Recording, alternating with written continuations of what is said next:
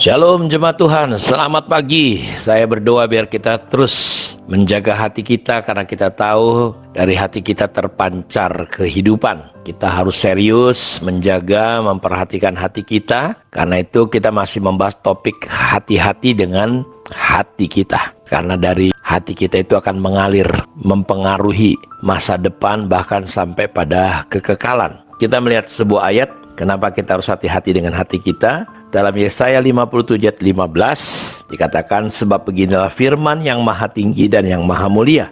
Aku bersemayam di tempat tinggi dan di tempat kudus, tetapi juga bersama-sama orang yang remuk dan rendah hati, untuk menghidupkan semangat orang yang rendah hati dan untuk menghidupkan hati orang-orang yang remuk. Jadi kita melihat di sini bahwa kenapa kita hati-hati dengan hati kita, karena Allah itu yang pertama, dia tinggal di dalam hati manusia. Dia bukan hanya tinggal di tempat yang maha tinggi, maha mulia, yang bersemayam selamanya, dan yang maha kudus namanya. Jadi dia memang bersemayam di tempat tinggi, di tempat kudus, di tempat suci, di tempat yang mulia, di taktanya. Tetapi kita harus mengerti bahwa Allah diam, tinggal bersama-sama. Siapa? Orang yang remuk dan rendah hati. Orang yang remuk hatinya adalah orang yang menyadari, mengakui keberadaannya. Orang yang tidak sombong. Daud menyadari ketika dia salah, dia remuk hatinya.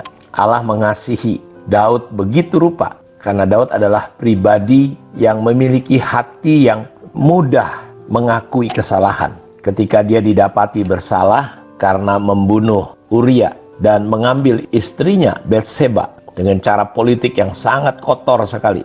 Padahal Uria adalah tentara yang setia kepada dia. Dan ketika Nathan datang dengan hikmat, Nabi Nathan memberitahu kisah cerita tentang bahwa ada orang yang kaya memiliki domba yang begitu banyak, ada orang yang miskin yang hanya memiliki satu domba. Tetapi ketika ada tamunya datang yang kaya ini, dia bukan memotong lembunya yang banyak, malah dia rampas lembu si miskin yang hanya satu-satunya yang dia sayangi betul-betul. Kira-kira, kata Nabi Nathan kepada Daud, apa yang harus aku lakukan? Dan Daud marah dan berkata, ini orang harus dihukum sedemikian rupa. Lalu Nabi Nathan berkata, engkaulah orangnya. Makanya di Mazmur pasal 51, dia mengakui dosa-dosanya. Dia berkata, berikan aku hati yang tahir. Saudara, kita melihat bahwa Allah itu senang dengan hati yang remuk. Dia ingin tinggal diam. Karena itu biarlah kita selalu menyadari keberadaan hati kita, mengawasinya, menjagainya, sehingga sedikit pun kalaupun ada kesalahan, kita cepat sadar, minta ampun sama Tuhan. Dia tinggal di hati yang remuk, dia tinggal di hati yang rendah. Karena itu, tidak tahukah kamu bahwa kamu itu adalah bait Allah, kediaman Allah? Kenapa kita harus menjaga hati kita? Kenapa kita harus hati-hati dengan hati kita? Karena Allah mau berdiam, Allah mau tinggal. Dia bukan hanya bersemayam, dia bukan hanya Allah yang maha kudus, tinggi, luar biasa di taktanya, tapi dia mau bersemayam di hati yang hancur, di hati yang rendah. Kan itu saudara, tidak peduli bagaimana perbuatan kita, tidak peduli bagaimana rusaknya hidup kita. Kalau kita mau rendah hati, kalau kita mau belajar mengakui situasi kondisi kita. Seringkali kita suka banyak alasan, seperti kayak Saul, ketika dia bersalah ditunjukkan, dia mulai menyalahkan orang lain. Habis kau datangnya lama, ini orang berserak-serak. Dia bukan mengakui, ya aku salah. Kita mau belajar Bapak Ibu, kita hati-hati dengan hati kita, supaya hati kita tetap menjadi hati yang tempat di mana Allah bertakhta dan berdiam. Yang kedua, kenapa kita perlu hati-hati dengan hati kita? Karena Allah melihat. Dalam 2 Tawarikh 16 ayat 9 dikatakan, karena mata Tuhan menjelajah seluruh bumi. Lihat ya, mata Tuhan menjelajah seluruh bumi. Jadi pandangannya tertuju kepada hati manusia untuk melimpahkan kekuatannya kepada mereka yang bersungguh-sungguh hati terhadap Dia. Dalam hal ini engkau telah berlaku bodoh, oleh sebab itu mulai sekarang ini engkau akan mengalami peperangan. Jadi bagaimana saudara kita lihat sebuah peristiwa bahwa sebenarnya Tuhan tetap memperhatikan. Karena itu reaksi respon kita Karena hati kita itu akan meluap dengan kata-kata kita dan tindakan kita. Dalam kasus ini kita lihat seorang raja akhirnya dia mengalami peperangan. Padahal katanya mata Tuhan menjelajah seluruh bumi untuk melimpahkan kekuatannya kepada mereka yang bersungguh-sungguh terhadap dia. Jadi kenapa kita harus hati-hati dengan hati kita? Karena Tuhan matanya menjelajah, melihat, mencari orang yang hatinya sungguh-sungguh. Karena itu Bapak Ibu, apapun yang terjadi, dia lihat respon kita. Karenanya dia berkata dalam kitab Ulangan pasal 8, semua perjalanan yang dilakukan oleh orang Israel cuma satu, melihat hati mereka. Gimana reaksi? Dan reaksi itu adalah hasil dari hati. Apakah kita rendah hati, kita berpegang teguh tetap kepada firman Tuhan? Ketika Yesus berkata, kemana kita mau beri makan ini 5.000 orang ini? Laki-laki saja. Dan dia tahu apa yang mau dilakukannya.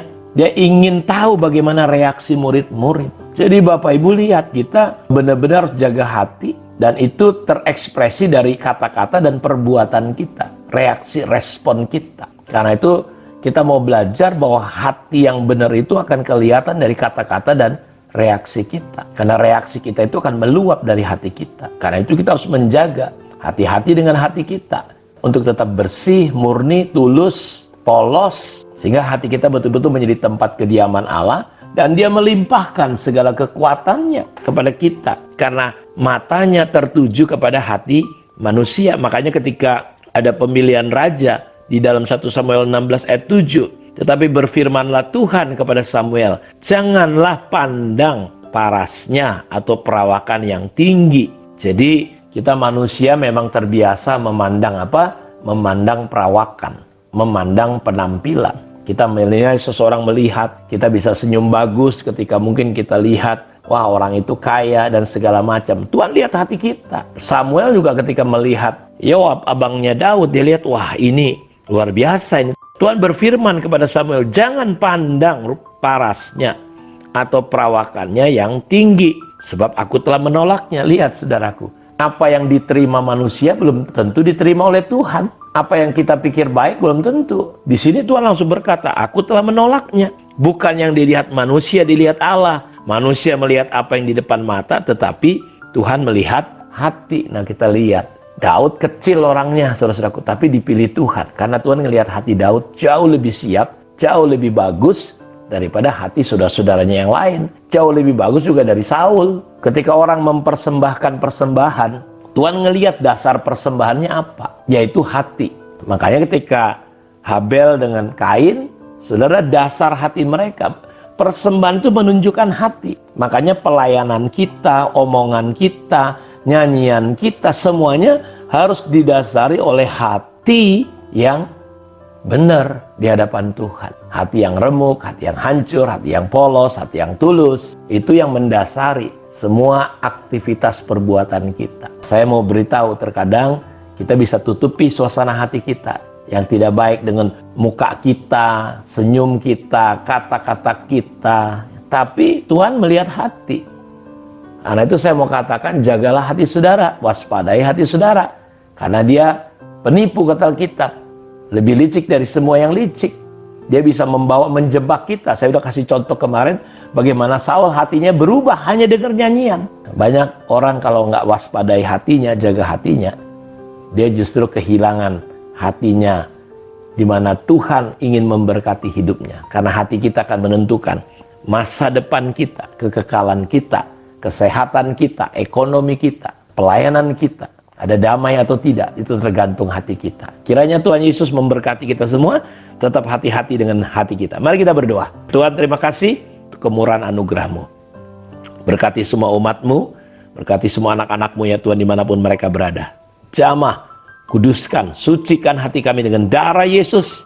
Dan kami belajar untuk respon reaksi kami didasari oleh hati yang benar, kudus, tulus di hadapan Tuhan. Terima kasih, kami bersyukur. Di dalam nama Tuhan Yesus Kristus kami berdoa, kami berterima kasih kepadamu. Haleluya, amin. Tuhan berkati kita semua. Shalom.